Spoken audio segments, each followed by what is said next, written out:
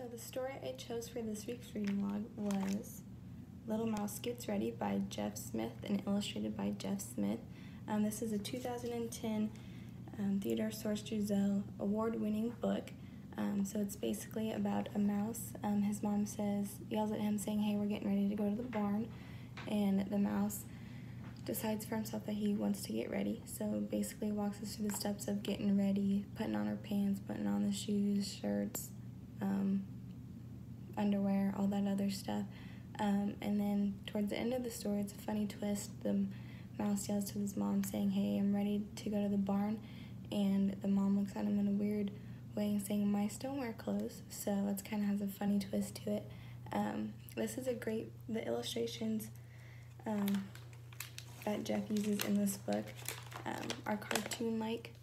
So he uses speech bubbles for the text and fun, bright colors that make the reader feel happy and bubbly as you read.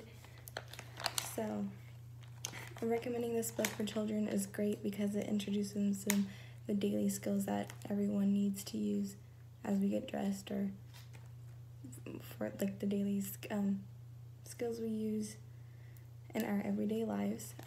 Kind of is a building block for them to have a confidence, and maybe they can learn how to get dressed on themselves depending on their age. This book reminds me of when my sister and I were younger and my mom dressed us up in the same thing because we were twins, and then we decided for ourselves that we wanted to dress ourselves, so it kind of reminds me of that. Fun activity I would love to do with the children would be to bring in clothes and to have them dress up for certain instances, like for example, getting dressed for going out in the snow. Like, what would you put on to go out in the snow, or what would a firefighter wear when he goes out for the daily lives, or if you're going somewhere fancy, what would you wear to dress somewhere fancy? So just kind of fun activity that allows them to build confidence for them at home when they start to get dressed up. So